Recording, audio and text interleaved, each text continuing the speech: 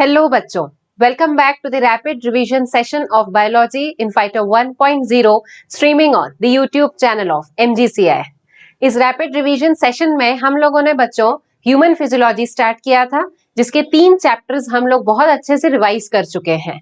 आज हम स्टार्ट करने वाले हैं with the new chapter locomotion and movement. चलिए let's start with this chapter. Movement is one of the significant features of living beings. Living beings में movement जो है वो एक सिग्निफिकेंट फीचर है। The organism which is living, that organism shows movement. Animals and plants exhibit a wide range of movement. Plants और animals में different different types के movement होते हैं। Streaming of protoplasm in unicellular organism like amoeba is a simple form of movement। अब amoeba जो है unicellular organism है, कोई उसका शेप नहीं होता है। इसमें प्रोटोप्लाज्म जो है वो इस तरीके से स्ट्रीमिंग मूवमेंट शो करता है, जो कि सेल में हर तरफ में घूमता है। तो जो स्ट्रीमिंग मूवमेंट होता है सेल में, प्रोटोप्लाज्म में, उसे हम कहते हैं सिंपलेस्ट टाइप ऑफ मूवमेंट। अब movement of cilia, flagella and tentacles are shown by many organisms. और भी दूसरे ऑर्गेनिजम्स हैं जो सीलिया के थ्रू मूवमेंट शो करते हैं, फ्लैजेला के थ्रू शो करते हैं और टेंटेकल्स के थ्रू शो करते हैं। Human beings can move limbs. हम हमारे लिम्स जो हैं, हाथ पैर, उन्हें मूव कर सकते हैं। जॉज मूव कर सकते हैं, आईलिड्स मूव कर सकते हैं, टंग का मूवमेंट कर रहे हैं, ठीक है, etcetera.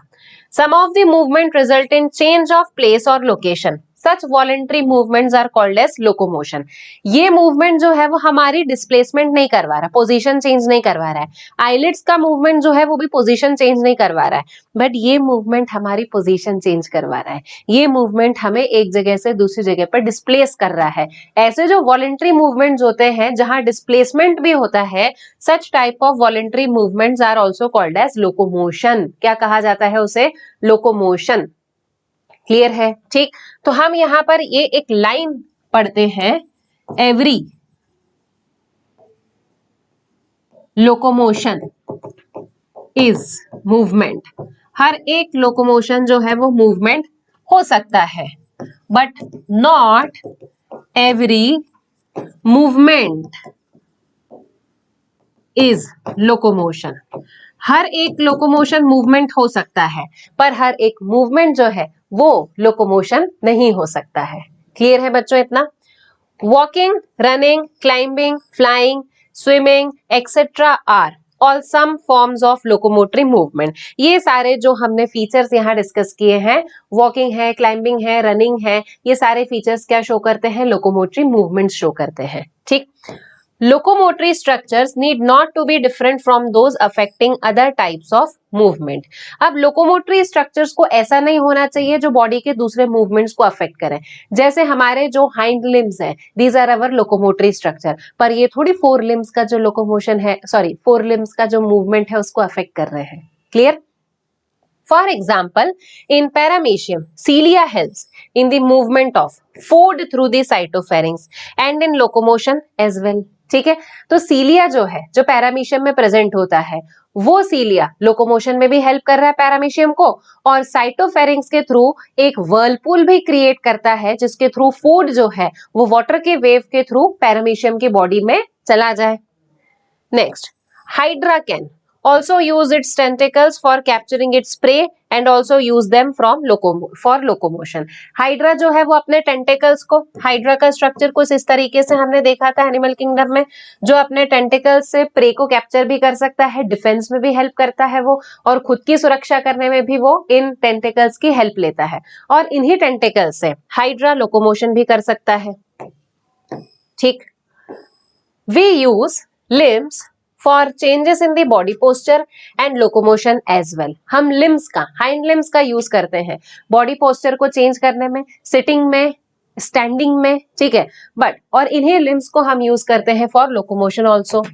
The above observation suggests that movement and locomotion cannot be studied separately। तो movement और locomotion को हमें दोनों को साथ में स्टडी करना पड़ेगा।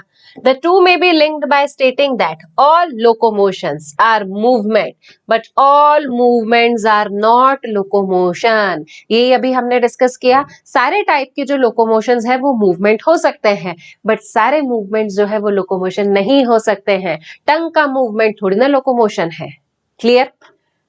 Method of locomotion performed by animals vary with their habitats and the demand of the situation. अब अलग अलग ऑर्गेनिजम्स जो है वो अलग अलग तरीके से लोकोमोशन करते हैं, तो उनके जो लोकोमोशन करने का तरीका है वो डिपेंड करता है कि वो किस हैबिटेट में रहते हैं। अगर जो पानी में रहता है तो वो स्विंग करेगा, जो लैंड सरफेस पर रहता है या तो वो वॉक करेगा या फिर वो रन करेगा, ठीक है। अगर कोई आर्बोरियल है तो वो क्लाइंब करेगा, बर्ड्स हैं तो वो फ्लाइंग करेंगे। तो डिपेंड करता है कि ऑर्गेनिज्म का हैबिटेट क्या है, उसके अकॉर्डिंग उसका लोकोमोशन का स्टाइल जो है या जो मेथड है वो डिसाइड होगा, या फिर सिचुएशन कैसी है, ठीक। However, locomotion is generally for, यहाँ क्वेश्चन बन सकता है हमको, what are the significances of locomotion? आवश्यकता क्या है हमें लोकोमोशन करने की? हमें आवश्यकता है कि अगर कहीं हमें फूड सर्च करना हो तो हम लोकोमोशन करें, शेल्टर सर्चिंग के लिए लोकोमोशन करना पड़ता है, एनिमल्स में मेटिंग के लिए लोकोमोशन करना पड़ता है, सुटेबल पार्टनर को अगर हमें सर्च करना है तो लोकोमोशन करना है, सुटेबल ब्रीडिंग ग्राउंड्स के लिए लोकोमोशन करना पड़ता है, कोई एक जगह है जहां पर ब्रीडिंग नहीं कर सकते हैं ड्यू टू सम टेम्परेचर और एनवायरमेंटल इफेक्ट, तो दूसरी जगह पर जाकर ब्रीडिंग शो करते हैं ऑर्गेनिज्म, फेवरेबल कंडीशंस के लिए ऑर्गेनिज्म को एक जगह से दूसरी जगह पर जाना पड़ता है, या फिर किसी शिकारी से बचने के लिए ऑर्गेनिजम्स जो है वो लोकोमोट करते हैं। क्लियर है इतना हमको? तो यहां हमने देखा है सिग्निफिकेंस ऑफ लोकोमोशन। अब बच्चों देखते हैं अपन टाइप्स ऑफ मूवमेंट। सिग्निफिकेंस में हमें सिर्फ कुछ पॉइंट्स याद रखने हैं, बहुत ज्यादा पॉइंट्स हमें याद नहीं रखने हैं, ठीक है। टाइप्स ऑफ लोकोमोशन देखें, यहाँ क्वेश्चन बनता है how many types of locomotion are there? Mainly 3 types of locomotion are there. कौन कौन से 3 टाइप के लोकोमोशंस हैं? अमीबॉइड होते हैं, सीलियरी होते हैं और मस्कुलर मूवमेंट्स होते हैं। ये 3 टाइप के मूवमेंट जो है वो इंपॉर्टेंट है। अमीबॉइड मूवमेंट है, सीलियरी मूवमेंट है और मस्कुलर। अमीबा के जैसा यानी कि किसी भी तरीके का अगर मूवमेंट हो रहा है, सुडोपोडिया के थ्रू जो मूवमेंट हो रहा है उसे अपन बोलेंगे अमीबॉइड मूवमेंट। सीलिया के थ्रू जो मूवमेंट हो रहा है सीलियरी मूवमेंट। मसल्स के थ्रू जो मूवमेंट हो रहा है that is called as muscular movement, ठीक।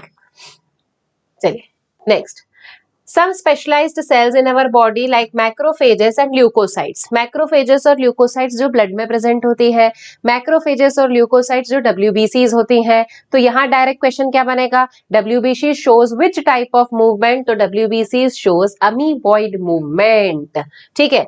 It is effected by pseudopodia, अभी मैंने बताया अमीबॉइड मूवमेंट में सबसे इंपॉर्टेंट क्या है? सूडोपोडिया का बनना सबसे इंपॉर्टेंट है, फॉल्स फुट का बनना सबसे इंपॉर्टेंट है, ठीक है।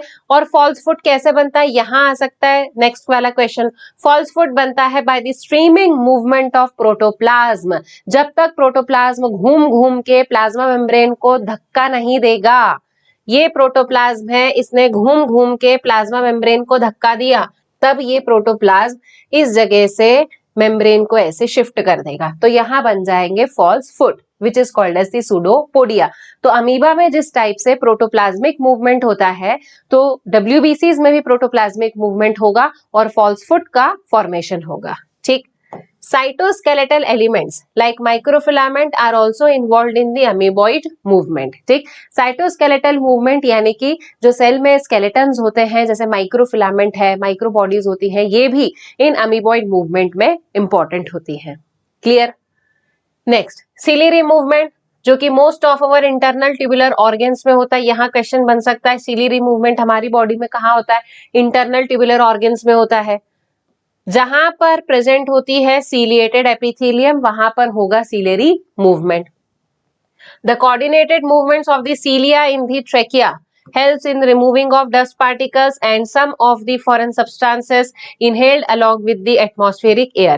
अब हमारी बॉडी में कहाँ होता है सीलियरी मूवमेंट? एक तो सीलियरी मूवमेंट होता है हमारे ट्रैकिया में। ट्रैकिया में क्यों होता है? जो भी सब्सटेंसेस अगर हम एटमॉस्फेरिक एयर के थ्रू इनहेल कर रहे हैं, एटमॉस्फेरिक एयर के साथ साथ में अपनी बॉडी में आ जाते हैं, तो डस्ट के पार्टिकल्स को, स्मॉल पार्टिकल्स को ये सीलिया जो है वो आउटवर्ड मूवमेंट करके बॉडी के बाहर निकाल देंगे।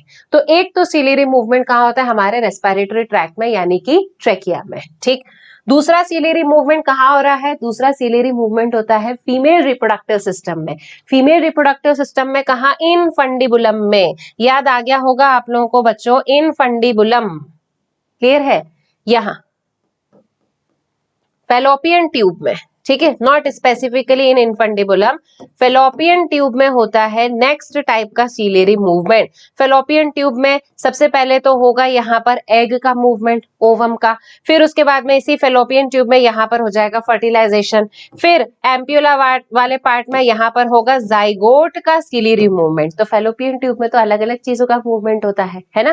फेलोपियन ट्यूब में इनफंडिबुलम में होगा ओवा का मूवमेंट और इस्थमस में होगा किसका, जाइगोट का मूवमेंट। ठीक, देखिए, पैसेज ऑफ ओवा through the female reproductive tract is also facilitated by the ciliary movement. यही पढ़ा हमने अभी। Next, movement of our limbs, jaws, tongue etcetera require muscular movement. हमारे लिम्स के मूवमेंट के लिए, जॉ के मूवमेंट के लिए, टंग जो कि खुद एक मसल है, इन सारी चीजों के मूवमेंट के लिए हमें किसकी जरूरत होती है, मसल्स की जरूरत होती है। ठीक है, The contractile property of muscles are effectively used for locomotion and other movements by human beings and majority of multicellular organisms. अब हमारी बॉडी में बहुत सारी मसल्स हैं। मसल्स की प्रॉपर्टी होती है कि मसल्स जो है वो कॉन्ट्रैक्ट कर सकती हैं। तो मसल्स की जो कॉन्ट्रैक्टाइल प्रॉपर्टी होती है, इसका उपयोग करते हुए ह्यूमन बींग्स और दूसरे ऑर्गेनिजम्स लोकोमोशन और मूवमेंट शो करते हैं। ये लाइन कहना चाह रही है कि मसल्स जो है वो कॉन्ट्रैक्शन करती हैं, जिसकी वजह से हमारी बॉडी में लोकोमोशन और मूवमेंट होता है। Next line is very very important, इसे हमें ध्यान रखना है बच्चों। Locomotion requires a perfect coordinated activity of muscular, skeletal and neural system. Locomotion अगर करना है तो 3 सिस्टम्स का परफेक्ट कोऑर्डिनेशन होना चाहिए। एक तो मस्कुलर सिस्टम, मसल्स हमारी परफेक्ट होनी चाहिए। मसल्स का कोऑर्डिनेशन हमारे स्केलेटन और इस नर्वस सिस्टम के साथ में होना चाहिए। नर्वस सिस्टम, हमारा ब्रेन अगर नहीं बोलेगा हाथ को हिलाना है तो हमारा हाथ नहीं मूव करेगा। ठीक है, हमारे मसल्स के साथ साथ में अगर हमारे बोन्स हेल्प नहीं करेंगे तो हमारे हैंड का जो वॉलंटरी मूवमेंट है वो नहीं हो पाएगा। क्लियर है बच्चों इतना? फिर in this chapter you will learn about the types of muscles, there structure, mechanism of contraction etcetera. तो इस चैप्टर में अपन मसल्स के बारे में डिटेल्ड स्टडी करेंगे और उसके बाद में हम बोन्स के बारे में डिटेल्ड स्टडी करेंगे। ठीक है, चलिए let's move towards the muscles, है ना। Yes, you have studied in chapter 8 that the cilia and flagella are the outgrowths of cell membrane. Cell वाले चैप्टर में आप लोग पढ़ते हैं कि सीलिया और फ्लैजेला जो है वो आउटग्रोथ्स होती है सेल मेम्ब्रेन के। Flagellar movement helps in the swimming of spermatozoa, maintenance of water current in the canal system of sponges and in the locomotion of protozoans like euglena, है ना। क्वेश्चन बन सकता है यहाँ पर। फ्लैजेलर मूवमेंट ह्यूमन बींग्स में, फ्लैजेलर movement कहाँ show होता है? ह्यूमन बींग्स में फ्लैजेलर मूवमेंट शो करता है spermatozoa, sperm which has a tail and tail is the modification of flagella. ठीक है, और कौन से ऑर्गेनिजम्स? पॉरीफेरा में हमने पढ़े थे कि स्पेशल टाइप के सेल्स होते हैं, उन स्पेशल टाइप के सेल्स के ऊपर लगे हुए होते हैं flagella. These cells are called as choanocytes, जहां हो रहा था इंट्रासेल्यूलर डाइजेशन। याद आया? और कौन से प्रोटोजोआ हैं जिनमें फ्लैजेलर मूवमेंट होगा? यूग्लिना में 2 टाइप के फ्लैजेला होते हैं, एक बड़ा और एक छोटा। तो बड़ा और छोटा 2 टाइप के फ्लैजेलास होते हैं, therefore euglena shows flagellar movement. Clear? Muscles is a specialised tissue of mesodermal origin. Question, muscles कहां से ओरिजिनेट हुए हैं? तीनों जर्म लेयर में से मेसोडर्म से ओरिजिनेट हुए हैं। About 40 to 50% of body weight of human adult is contributed by the muscles. हमारी बॉडी का 40 to 50% वेट जो है वो मसल्स की वजह से होता है। तो मोटे पतले का ज्यादा चक्कर नहीं है बच्चों। देखो, मसल्स का जितना वेट होगा उसके हिसाब से हमारा बॉडी का वेट होगा, है कि नहीं? ठीक है, दे हैव स्पेशल प्रॉपर्टीज, कुछ स्पेशल प्रॉपर्टीज होती है मसल्स में और ये स्पेशल प्रॉपर्टीज बहुत इंपॉर्टेंट है, क्वेश्चन आता है उस पर। Excitability is the property of muscle, very important. ठीक है, कॉन्ट्रैक्टिबिलिटी, एक्सटेंसिबिलिटी एंड इलास्टिसिटी, ये 4 प्रॉपर्टीज है मसल्स की। यहां से क्वेश्चन पूछा जाता है हमें, क्या क्वेश्चन आएगा? Which property of muscle is also shared by neurons? ऐसी कौन सी प्रॉपर्टी मसल्स की जो न्यूरॉन्स भी शो करते हैं? यस, बहुत सही जवाब दिया है आप लोगों ने, एक्साइटेबिलिटी। तो एक्साइटेबिलिटी एक ऐसी प्रॉपर्टी है जो मसल्स भी शो करते हैं और न्यूरॉन्स भी शो करते हैं। क्लियर है? मसल्स कॉन्ट्रैक्शन शो करते हैं, एक्सटेंसिबिलिटी शो करते हैं और इलास्टिसिटी शो करते हैं। क्लियर हुआ इतना हमें बच्चों? ठीक है, next, Muscles have been classified using different criteria, namely locomotion, appearance and nature. तो लोकोमोशन, अपीयरेंस और नेचर ऑफ रेगुलेशन के बेसिस पर मसल्स को हमने 3 पार्ट्स में डिवाइड किया है।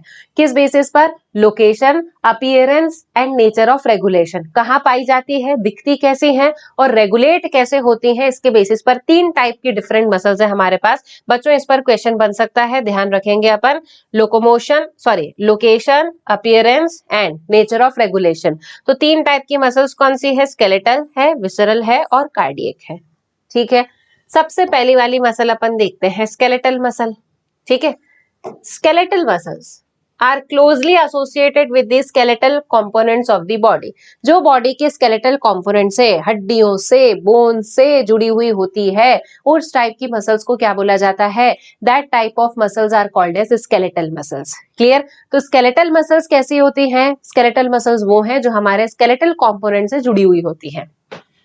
ये स्ट्रिप्ड होती है, मतलब कुछ धारियां होती हैं इनमें। ठीक है, under microscope and hence are called as striated muscle. तो स्ट्रिप्स प्रेजेंट होती है, धारियां होती हैं इनमें, इसीलिए हम इसे क्या कहते हैं? स्ट्राइटेड मसल्स नाम देते हैं। As their activity are under the control of voluntary control of the nervous system. Voluntary control of nervous system, हमारा दिमाग कंट्रोल कर रहा है।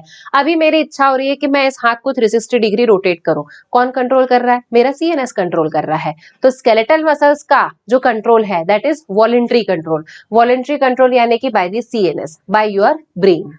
ठीक, they are known as voluntary muscles. क्योंकि कंट्रोल वॉलेंट्री है तो वॉलेंट्री मसल्स बोला जाएगा। They are primarily involve in the locomotory actions and changes of the body posture. तो लोकोमोटरी एक्शंस में इन्वॉल्व होती हैं, जैसे hind limbs are involve in the locomotory actions and जो हमारे बॉडी का पोस्चर है, अभी मैं खड़ी हुई हूं तो मैं अपने हाइंड लिम्स की हेल्प से बैठ भी सकती हूँ, तो मेरे बॉडी का पोस्चर जो है वो भी चेंज हो जाएगा। क्लियर है? तो ये हमने बात करी अबाउट दी स्केलेटल मसल्स। फिर नेक्स्ट वाली मसल्स कौन सी आती हैं? Visceral muscles. Visceral muscles which are present in the inner hollow organs. अंदर वाले ऑर्गन्स में जो हॉलो ऑर्गन्स होते हैं, वहां जो उनकी वॉल्स में मसल्स प्रेजेंट होती है, they are visceral muscles of the body. For example, visceral muscles are present in alimentary canal, digestive system में, रिप्रोडक्टिव ट्रैक्ट। यहाँ पर कौन सी मसल्स हैं? विसरल मसल्स हैं। विसरल मसल्स में स्ट्राइशंस नहीं होते हैं, कोई धारियां नहीं होती हैं। धारियां नहीं है तो वो स्मूथ दिखाई देती हैं, इसलिए इनको हम बोलते हैं दे आर स्मूथ मसल्स, या फिर इन्हें बोला जाता है they are non striated muscles. तो दिख कैसी रही है? अपीयरेंस कैसा है? स्मूथ, कोई स्ट्राइशंस, धारियां नहीं है, that's why they are called as non striated muscles. इनकी जो एक्टिविटी है वो हमारी वॉलेंट्री कंट्रोल में नहीं होती है। ये मसल्स अपने आप रेगुलेट होती है, अपने आप काम करती हैं, हमारा इन पर कंट्रोल नहीं होता। That's why these are called as involuntary muscles, जो हमारी इच्छा से काम नहीं करती, अनऐच्छिक मसल्स होती हैं। क्लियर है? इनवॉलेंट्री यानी कि these are controlled by ANS, autonomic nervous system. ठीक है, they assist for example in the transportation of food through the digestive tract and gametes through the genital tract. तो अगर डाइजेस्टिव सिस्टम है तो food का transportation करेगी, और अगर रिप्रोडक्टिव सिस्टम में है तो गैमेट का ट्रांसपोर्टेशन करवाएगी। क्लियर है बच्चों? ठीक है, तो ये हो गई हमारी विसरल मसल्स सेकेंड टाइप की। Next, cardiac muscles. नाम से क्या समझ आ रहा है? Cardiac, related to our heart. Heart में जो मसल्स पाई जाती हैं उन मसल्स को हम कहते हैं कार्डियक मसल्स। ठीक है, तो यहाँ क्या हो रहा है?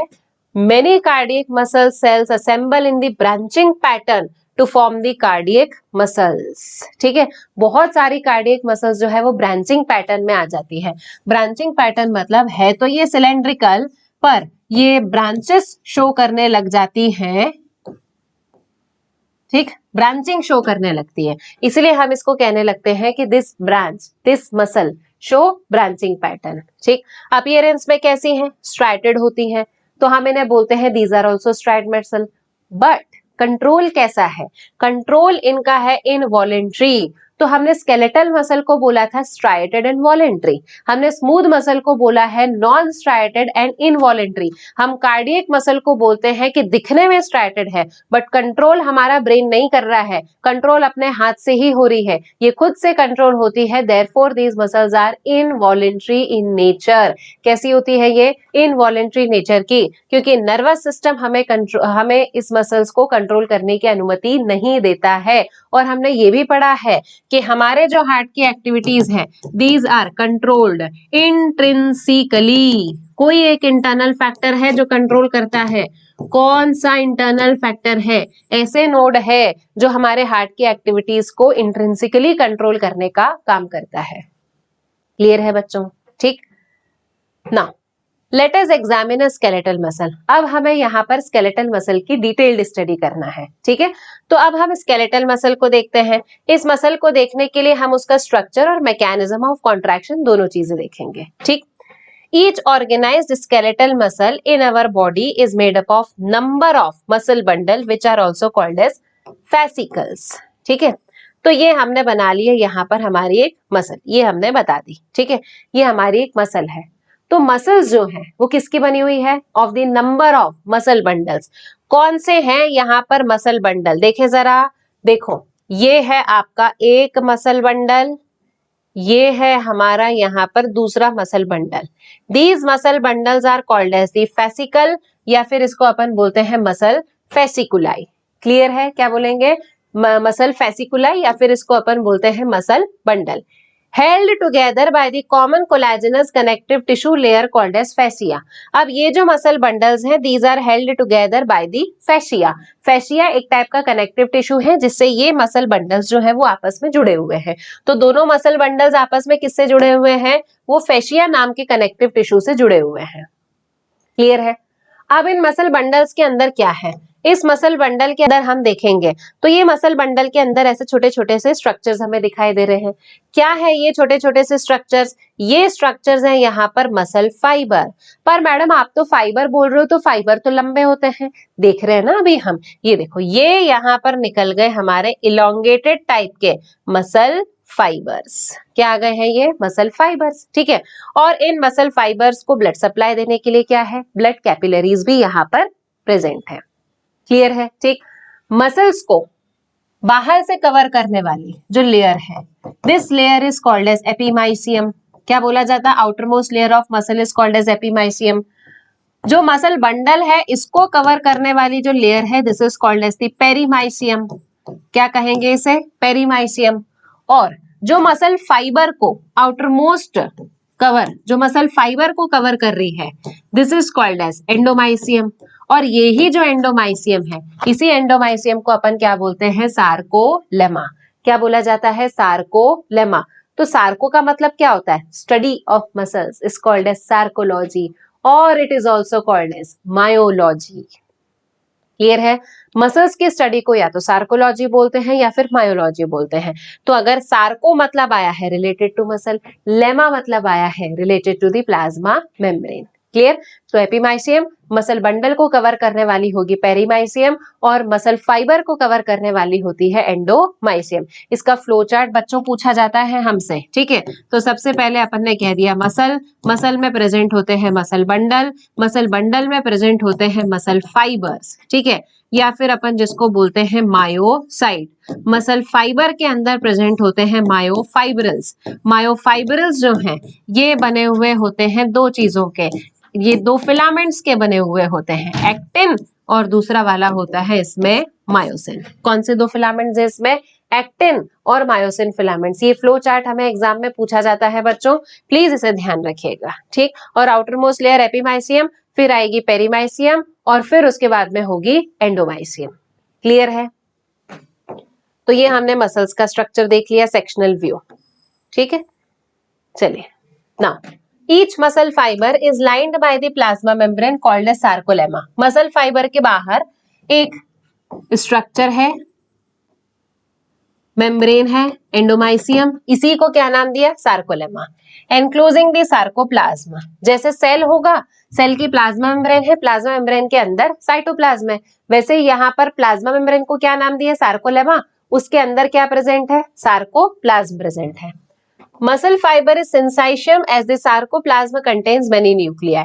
तो जो स्केलेटल मसल फाइबर है ये कैसी है? Skeletal muscle fibre is multi nucleate in condition, और मल्टी न्यूक्लिएटेड में कैसी है? सिंसाइशियम है। कैसी है? सिंसाइशियम। यहां से क्वेश्चन बनेगा बच्चों, हमें ध्यान रखना है कि muscle fibre, skeletal muscle fibre कैसा है? मल्टी न्यूक्लिएट, और मल्टी न्यूक्लिएट में कौन सा है? वो सिंसाइशियम है। ठीक है।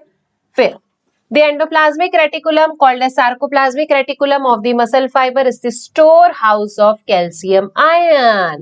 Again next important question, muscle fibre में plasma membrane sarcolemma, muscle fibre में साइटोप्लाज्म सार्कोप्लाज्म, मसल फाइबर में एंडोप्लाज्मिक रेटिकुलम है सार्कोप्लाज्मिक रेटिकुलम।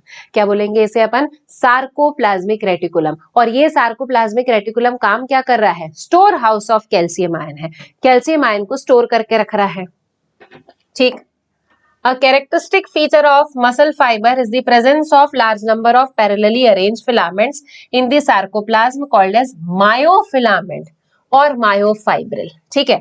अब मसल फाइबर का कैरेक्टरिस्टिक फीचर होता है कि मसल फाइबर्स में पैरेलली अरेंज्ड फिलामेंट होते हैं। क्या होते हैं? पैरेलली अरेंज्ड फिलामेंट्स हैं, मसल फिलामेंट्स हैं, या फिर इन्हें कहा जाता है मायोफिलामेंट। क्या बोला जाता है? मायोफिलामेंट, या फिर इन्हें कहा जाता है myofibril. Each myofibril has alternate dark and light band. हर एक मायोफाइब्रिल में क्या है? Alternate dark and light band है। अभी मैंने आपको बताया था मसल फाइबर में क्या प्रेजेंट होगा? Myofilament, also called as myofibril. हर एक मायोफिलामेंट या मायोफाइब्रिल जो है वो डार्क और लाइट बैंड का बना हुआ है, जिसकी डिटेल्ड स्टडी अभी हम करेंगे यहाँ पर। ठीक है। और ये जो मायोफिलामेंट है इसमें दो इंपॉर्टेंट प्रोटीन है, एक है एक्टिन प्रोटीन और दूसरा है मायोसिन प्रोटीन। ठीक। लाइट बैंड जो है वो एक्टिन प्रोटीन का बना हुआ है, बहुत सारे एक्टिन डिपॉजिट हो गया, बना दिया लाइट बैंड। ठीक। Also called as isotropic band. जो डार्क बैंड होता है वो ए बैंड का बना हुआ है, called as anisotropic band. और ये एन आइसोट्रोपिक बैंड जो है ये किसका बना हुआ है? This is made up of myosin filament. किसका बना हुआ है ये? मायोसिन फिलामेंट का। क्लियर है? ठीक। अब both the proteins are arranged as rod like structure. दोनों प्रोटीन्स रॉड लाइक स्ट्रक्चर में अरेंज है। यहाँ देख सकते हैं अपन दोनों प्रोटीन्स जो है वो रॉड लाइक स्ट्रक्चर में इस तरीके से यहाँ पर प्रेजेंट है। ये लाइट बैंड हो गए और ये बीच में जो है वो डार्क बैंड हो जाएगा। ठीक। रॉड लाइक स्ट्रक्चर्स में प्रेजेंट है। पैरेलल टू ईच अदर, एक दूसरे के पैरेलल है, and also to the longitudinal axis of myofibrils. Myofibril के अकॉर्डिंग लॉन्गिट्यूडनल है बट एक दूसरे के ये पैरेलल है। ठीक। Now actin filaments are thinner as compared to the myosin filament, hence are commonly called as thin and thick filament respectively। Actin जो है वो पतला है, मायोसिन मोटा है, तो एक्टिन को अपन थिन फिलामेंट बोलते हैं और मायोसिन को हम एक्टिन को हम थिन फिलामेंट बोलते हैं और मायोसिन को हम थिक फिलामेंट बोलते हैं। ठीक। In the centre of each I band के सेंटर में एक elastic fibre called as Z line present होती है जो उसे बाइसेक्ट करती है। ठीक है। और the thin filament are firmly attached to the Z line। thin filament Z line से firmly ताकत से अटैच होते हैं।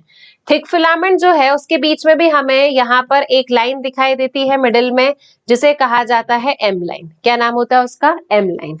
The A and I bands are arranged alternatively throughout the length of the myofibril।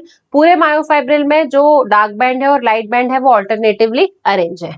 The portion of the myofibril between two successive Z line is considered as the functional unit of the contraction called as sarcomere। दो Z line के बीच की जो distance होती है that distance is called as the sarcomere and sarcomere is the functional unit of the muscular contraction। अभी detailed बताऊंगी मैं इसमें। In the resting stage of the edges of thin filament on the either side of the thick filament partially overlap the free ends of the thick filament leaving the central part of the thin filament। देखें अपन यहाँ पर C। हाँ, ये आ गया अपना, ये वाला portion कौन सा हो जाएगा? This portion is called as the A band. ठीक है, डार्क बैंड हो गया ये। फिर उसके बाद में नेक्स्ट वाला पोर्शन जो है ये वाला कौन सा हो जाएगा? ये हो जाएगा हमारा आई बैंड। ये हो गए हमारे लाइट बैंड्स। ठीक है, लाइट बैंड आपस में जुड़े हुए हैं बाय दी जेड लाइन। तो ये लाइट बैंड जो है वो जेड लाइन से फर्मली जुड़े हुए होते हैं। लाइट बैंड जो है वो जेड लाइन से फर्मली जुड़े हुए हैं। डार्क बैंड के बीच में यहाँ पर हमें एक लाइन दिखाई देती है कॉल्ड एज एम लाइन, जो यहाँ बनी हुई नहीं है। ये लाइन मैंने बना दी, this is called as the M line. Clear है बच्चों?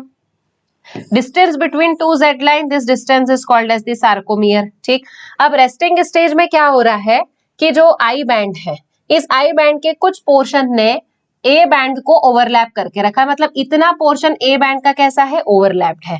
तो the portion which is not overlapped, resting stage में जब हमारा मसल रहेगा तो आई बैंड का कुछ पोर्शन जो है वो ए बैंड को ओवरलैप कर रहा है, तो इतना पोर्शन ए बैंड का कैसा है, ओवरलैप्ड है। बट ये वाला जो पोर्शन है वो ए बैंड का कैसा है, नॉन ओवरलैप्ड है।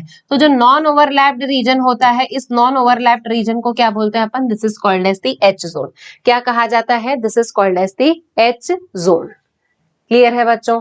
ठीक, और ये जो सार्कोमियर है, the distance between two Z line, this sarcomere is called as the functional unit of the muscular contraction.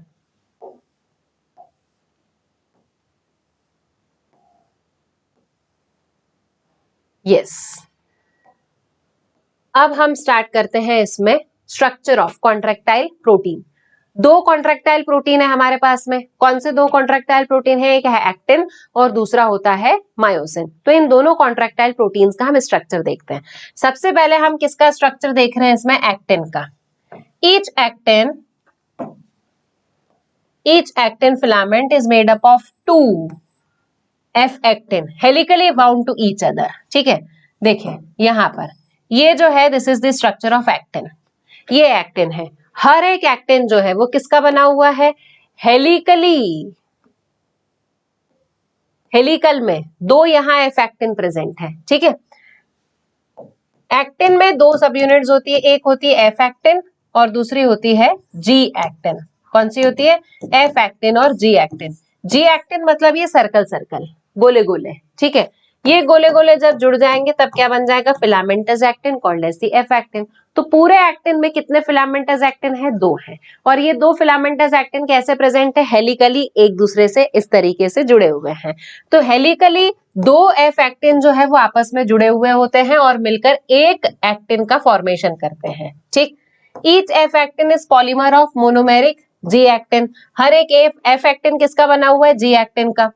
To filaments of another protein tropomyosin also run closely to the F actin throughout the length. देखिए यहाँ पर ये जो दो filament है दूसरे protein के, ये एक फिलामेंट हो गया और ये दूसरा फिलामेंट हो गया। तो दूसरे प्रोटीन के दो फिलामेंट्स जो है वो एक्टिन के पैरेलली में रन करते रहते हैं। और ये कौन सा वाला प्रोटीन है, this is called as tropomyosin. क्या बोला जाता है इसे, this is called as tropomyosin. A complex protein troponin is distributed at the regular interval on the tropomyosin। Tropomyosin के रेगुलर इंटरवल पर देखो एक कॉम्प्लेक्स प्रोटीन जो है वो प्रेजेंट है। ये कॉम्प्लेक्स प्रोटीन जो है वो ट्रोपोमायोसिन के ऊपर बैठा हुआ है। तो ये जो ट्रोपोमायोसिन के ऊपर कॉम्प्लेक्स प्रोटीन बैठा हुआ है, इसका नाम क्या है, इसका नाम है ट्रोपोनिन। यहाँ दोनों पर हमको क्वेश्चन पूछा जा सकता है। एक एक्टिन बना हुआ है दो एफ एक्टिन से, दो एफ एक्टिन जो है वो बने हुए होते हैं छोटी छोटी unit called as G actin से। ठीक है, फिर ये जो एफ एक्टिन्स होते हैं इनके ऊपर एक और प्रोटीन जो है वो लपेटा हुआ होता है कॉल्ड एज ट्रोपोमायोसिन। ट्रोपोमायोसिन के ऊपर कॉम्प्लेक्स प्रोटीन रेगुलर इंटरवल पर प्रेजेंट होते हैं कॉल्ड एज ट्रोपोनिन। ठीक है, तो ट्रोपोनिन जो है is distributed at the regular interval on the tropomyosin. In the resting stage a subunit of troponin mask the active sites for myosin on the actin filament. Very very important, जब resting stage में होती है हमारी muscle तब troponin जो है वो actin की एक्टिव साइट को बाइंड करके रखी हुई होती है। किसकी एक्टिव साइट को बाइंड करके रखी हुई होती है, एक्टिन की एक्टिव साइट जो है जहां पर मायोसिन आकर जुड़ेगा। एक्टिव साइट किसकी है, एक्टिन की। ठीक, mask the active binding site for myosin on the actin filament. तो एक्टिव साइट कहाँ है, एक्टिन पर है। किसके लिए है, मायोसिन के लिए है। क्लियर है, तो ये हमने देख लिया यहाँ पर एक्टिन का स्ट्रक्चर। अब हम नेक्स्ट देखते हैं structure of myosin. Each myosin, myosin कैसा फिलामेंट है, थिक फिलामेंट है, पॉलीमराइज्ड प्रोटीन है। मेनी मोनोमेरिक प्रोटीन्स जो है वो मिलकर बनाते हैं मीरोमायोसिन। एक्टिन की सब यूनिट एफ एक्टिन और जी एक्टिन, मायोसिन की सब यूनिट मीरोमायोसिन। ठीक है, कंस्टिट्यूट वन थिक फिलामेंट, ये मिलकर थिक फिलामेंट बनाता है। Each meromyosin has two important parts, a globular head with the short arm and the tail. ठीक है, देखो अब हर एक मीरोमायोसिन के पास में दो चीजें होती हैं, एक ग्लोबुलर हेड है, एक शॉर्ट आर्म है और पीछे की तरफ में इसके पास में एक टेल है। तो ग्लोबुलर हेड, शॉर्ट आर्म और टेल। ग्लोबुलर हेड और शॉर्ट आर्म ये दोनों मिलकर क्या बना लेते हैं, क्रॉस आर्म बनाते हैं। हेड और शॉर्ट आर्म यानी कि क्रॉस आर्म जो है these are made up of heavy meromyosin. Tail जो है ये बनी हुई होती है लाइट मीरोमायोसिन की। क्लियर है। जो मायोसिन का हेड वाला पार्ट होता है, हेड वाले पार्ट में यहाँ पर दो चीजों के लिए बाइंडिंग साइट होती है। कौन सी दो चीजों के लिए, एक्टिन के बाइंड होने के लिए। एक्टिन की एक्टिव साइट जब खाली होगी तो ये मायोसिन का हेड इसके एक्टिव साइट में एंटर होगा ना, तो बंधने के लिए स्थान तो चाहिए। एक्टिन के पास क्या है, एक्टिव साइट है, मायोसिन के पास भी तो कुछ होना चाहिए ना, तो मायोसिन के पास में क्या है, एक्टिन के साथ में बाइंड होने वाली साइट है। ठीक है, और क्या है इसके पास में, एटीपी बाइंडिंग साइट है, क्योंकि जब मस्कुलर कॉन्ट्रैक्शन होगा ऐसी थोड़ी हो जाएगा, मस्कुलर कॉन्ट्रैक्शन अगर होगा तो एनर्जी की रिक्वायरमेंट होगी, तो यहाँ पर एटीपी बाइंडिंग साइट जो है वो भी प्रेजेंट है। ठीक है, चलिए, यस, हाँ, the former being called as heavy meromyosin and the latter is called as light meromyosin. HMM component head और शॉर्ट आर्म बनाता है जो कि बाहर की तरफ में प्रोजेक्ट आउट होता है at an angle from each other of the surface. ठीक है, और इन दोनों को मिलाकर बोला जाता है cross arm. Globular head is an active ATPase enzyme, has binding site for ATP and active site for actin. और हेड के पास में क्या प्रेजेंट होता है, जैसा कि मैंने आपको बताया कि हेड के पास में एक्टिन बाइंडिंग साइट है और एटीपी बाइंडिंग साइट जो है वो भी प्रेजेंट है। क्लियर है बच्चों, तो ये दो चीजें हमने यहाँ पर कंप्लीट कर ली हैं, structure of actin and myosin filament. अब नेक्स्ट हम क्या देख रहे हैं इसमें, मैकेनिज्म ऑफ मस्कुलर कॉन्ट्रैक्शन। ठीक है, मसल्स कैसे कॉन्ट्रैक्ट करती हैं ये हमें यहाँ पर देखना है। चलिए देख ले हम इसे। Mechanism of muscular contraction is best explained by sliding filament theory, which states that contraction of muscle fiber takes place by the sliding of thin filament over the thick filament. Muscle का contraction तब होगा जब thin filament thick वाले के ऊपर slide करेगा। जब तक थिन फिलामेंट थिक वाले के ऊपर स्लाइड नहीं करेगा तब तक मसल का कॉन्ट्रैक्शन जो है वो नहीं हो सकता। ठीक है, नाउ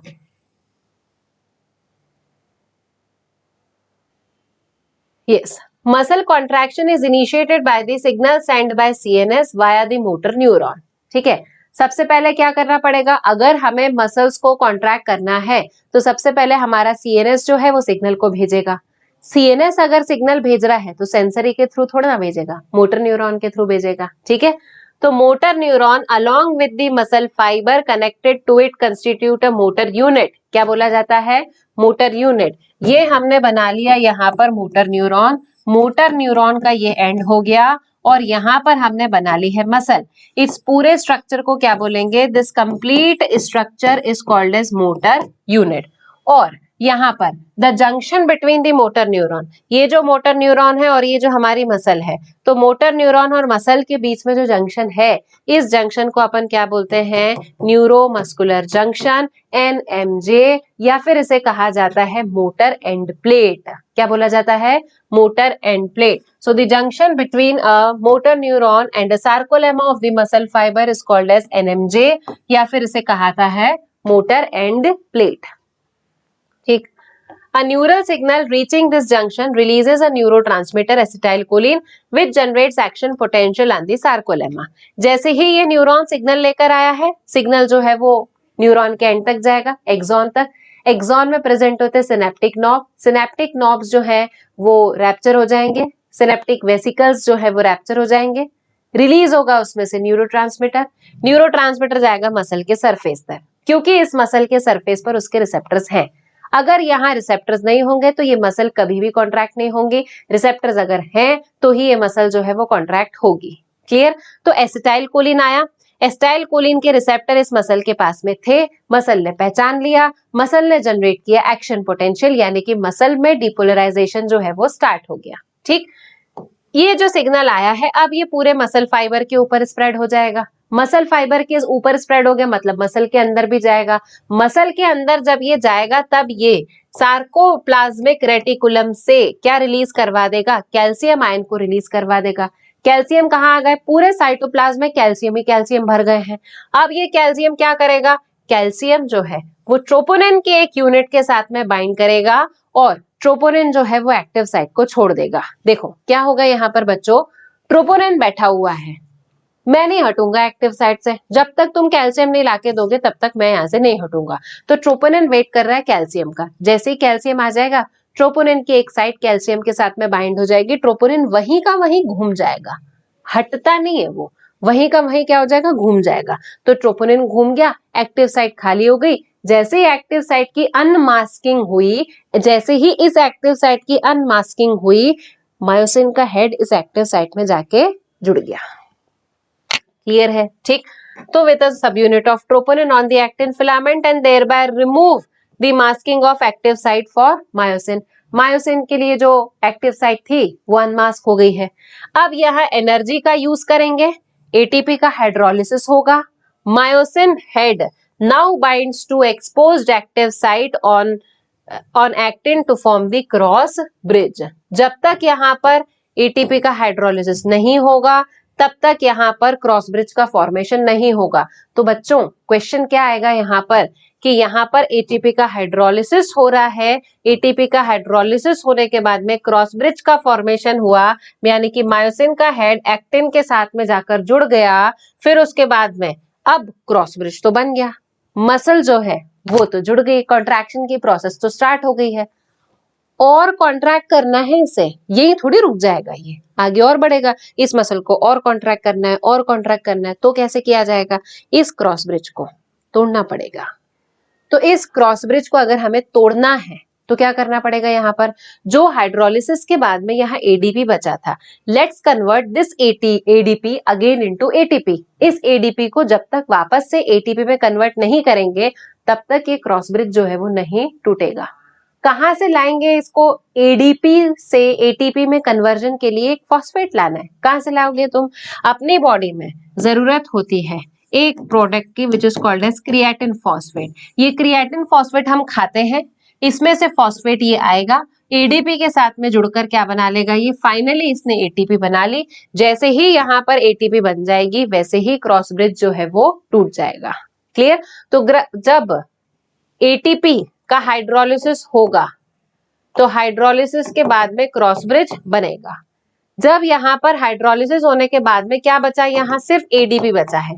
तो एडीपी को जब आप एटीपी में दोबारा कन्वर्ट कर दोगे तब क्रॉस ब्रिज जो है वो टूट जाएगा और नेक्स्ट वाली एक्टिव साइट जो है वो खाली हो जाएगी, मसल और कॉन्ट्रैक्ट हो जाएगी। क्लियर है बच्चों? तो this is the process of muscular contraction. Now, this pulls the attached actin filament towards the center of the A band. इसकी वजह से एक्टिन फिलामेंट जो है वो सेंटर की तरफ में आता है, स्लाइड होने लगता है। Z लाइन जो है attached to these actins are pulled inwards thereby causing the shortening of the sarcomere, that is contraction. तो जैसे जैसे एक्टिन फिलामेंट स्लाइड करता जाएगा वैसे वैसे पीछे पीछे Z लाइन जो है वो भी अंदर आती रहेगी। दोनों Z लाइन के बीच की डिस्टेंस जो है वो कम हो जाएगी और जब दोनों Z लाइंस के बीच की डिस्टेंस कम हो जाएगी यानी कि सार्कोमियर की शॉर्टनिंग हो गई, the shortening of sarcomere is showing the muscular contraction. Clear? Now it is clear from the above steps that during the shortening of muscle, that is contraction, the I band get reduced whereas the A band retain the length. Question: muscular contraction के समय पर किस band की length जो है वो reduce होती है? आई बैंड की जो लेंथ है वो रिड्यूस होती है। वैसे देखो बच्चों, लेंथ तो किसी की भी रिड्यूस नहीं होती, बस यहाँ लिखा हुआ है कि आई बैंड रिड्यूस हो रहा है, बट एक्चुअल में क्या लेंथ रिड्यूस हो रही है? नहीं।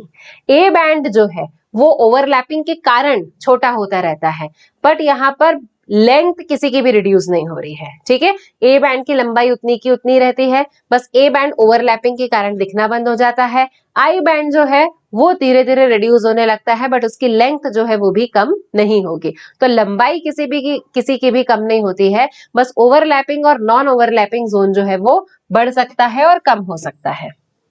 The myosin releasing the ADP and PI goes back to its relaxed state. अब मायोसिन जो है जब वो ADP को रिलीज कर देगा तो ADP के साथ में PI जुड़ जाएगा तो मसल जो है वो रिलैक्स हो जाएगी, यानी कि क्रॉस ब्रिज जो है वो टूट जाएगा। A new ATP binds to the cross bridge is broken. ठीक है, नई ATP जब बन जाएगी क्रॉस ब्रिज टूट जाएगा। The ATP is again hydrolyzed by the myosin head and the cycle of cross bridge formation continuous, ठीक है। तो अब जब यहाँ पर एटीपी का हाइड्रोलिसिस होगा फिर से, तो वापस से यहाँ पर हाइड्रोलिसिस होगा, मायोसिन का हेड एक्टिन के साथ में जुड़ेगा और ये प्रोसेस जो है वो कंटिन्यूअसली होती ही जाएगी, ठीक है। Next, and the breakage is repeated causing the further sliding. The process continues till the calcium ions are pumped back to the sarcoplasmic cisternae, resulting in the masking of actin filament. ये process contraction की कब तक चलती रहेगी? जब तक cytoplasm में calcium ion है तब तक कैल्शियम आयंस के प्रेजेंट होने की वजह से ये मस्कुलर कॉन्ट्रैक्शन की प्रोसेस चलती रहेगी। जब इन कैल्शियम आयंस को वापस से हम पंप बैक कर देंगे into the sarcoplasmic reticulum, calcium ion चले गए ट्रोपोनिन को छोड़ के, ट्रोपोनिन वापस से गुस्सा हो गया, मैं अब वापस से अपनी जगह पर जाकर बैठूंगा, तो ट्रोपोनिन वापस से एक्टिव साइट को मास्क कर लेगा। क्लियर है? ठीक। This causes the return of Z line back to their original position, that is relaxation. तो Z line जो है वो अपनी ओरिजिनल पोजीशन पर चली जाएगी, मतलब हमारी मसल जो है वो रिलैक्स हो गई। The reaction time of the fiber can vary in different muscle. कौन सी मसल कितने समय के लिए रिएक्ट कर रही है, कितने समय के लिए कॉन्ट्रैक्ट कर रही है, ये अलग अलग मसल्स में अलग अलग हो सकता है, ठीक है। Repeated activation of the muscles can lead to the accumulation of lactic acid. अगर कोई मसल लगातार कॉन्ट्रैक्ट करती जा रही है तो उस मसल में लैक्टिक एसिड का डिपोजिशन हो जाएगा। लैक्टिक एसिड के डिपोजिशन होने की वजह से हमारी मसल जो है उसमें थकान आ जाएगी, called as fatigue, due to anaerobic breakdown of glycogen, ठीक है। एनारोबिक ब्रेकडाउन होगा ग्लाइकोजन का, जिसकी वजह से लैक्टिक एसिड बनेगा और हमारी मसल्स थक जाएंगी and causing them fatigue. Muscle contains red colored oxygen storing pigment called as myoglobin. Myoglobin content is high in some of the muscles which gives the reddish appearance. तो दो type की muscles होती है बच्चों, एक होता है रेड मसल फाइबर, दूसरा होता है white muscle fibre. Red muscle fibre का colour red, white muscle fibres का कलर व्हाइट। रेड क्यों है? यहाँ मायोग्लोबिन ज्यादा है, यहाँ पर मायोग्लोबिन जो है वो कम है, ठीक। यहाँ ऑक्सीजन स्टोरिंग प्रोटीन ज्यादा है, यहाँ ऑक्सीजन स्टोरिंग प्रोटीन जो है वो कम है। यहाँ पर एरोबिक रेस्पिरेशन होगा, यहाँ पर एनएरोबिक रेस्पिरेशन होगा। यहाँ प्लेंटी ऑफ माइटोकॉन्ड्रिया की वजह से एरोबिक रेस्पिरेशन, यहाँ पर माइटोकॉन्ड्रिया कम है तो एनारोबिक रेस्पिरेशन। यहाँ सार्कोप्लाज्मिक रेटिकुलम जो है वो कम है, यहाँ सार्कोप्लाज्मिक रेटिकुलम जो है वो ज्यादा है। तो these are certain differences between the red muscle fibre and light muscle fibre, ठीक। हाँ, तो such muscles are called as red fibers. These muscles also contains plenty of mitochondria which can utilize the large amount of oxygen in them for the ATP production. तो जहां पर ज्यादा mitochondria वहां पर ATP production जो है वो ज्यादा हो जाएगा, ठीक है।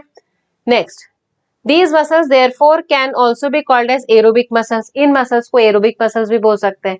और दूसरे जो मसल्स होते हैं जहां पर बहुत कम क्वांटिटी में मायोग्लोबिन है, पेल और व्हाइटिश अपीयर होती है, they are called as the white muscle fibre.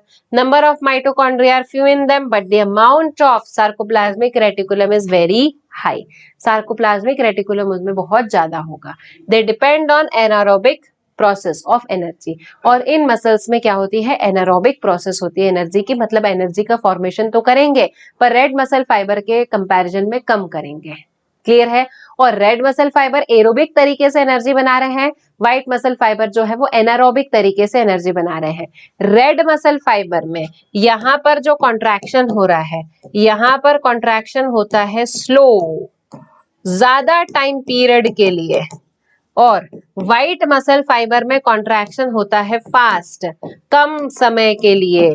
तो यहाँ तेजी से कॉन्ट्रैक्शन हुआ कम समय के लिए तो ये मसल्स जल्दी से थक जाती हैं। यहाँ धीरे धीरे कॉन्ट्रैक्शन हो रहा है ज्यादा समय के लिए तो रेड मसल फाइबर्स थकती नहीं है। क्लियर है बच्चों? तो red muscles are non fatigue and white muscles are fatigue muscles, ठीक। अब नेक्स्ट वाला जो टॉपिक हम स्टार्ट करेंगे that is skeletal system. Skeletal system को होपफुली हम कल स्टार्ट करेंगे। तो कल तक के लिए आपको होमवर्क है कि आप लोग मसल्स को बहुत अच्छी तरीके से लर्न करें। मैकेनिज्म ऑफ मस्कुलर कॉन्ट्रैक्शन याद होना चाहिए मेरे बच्चों को, ठीक है। तो कल अब हम स्टार्ट करेंगे with the skeletal system. Till then good luck.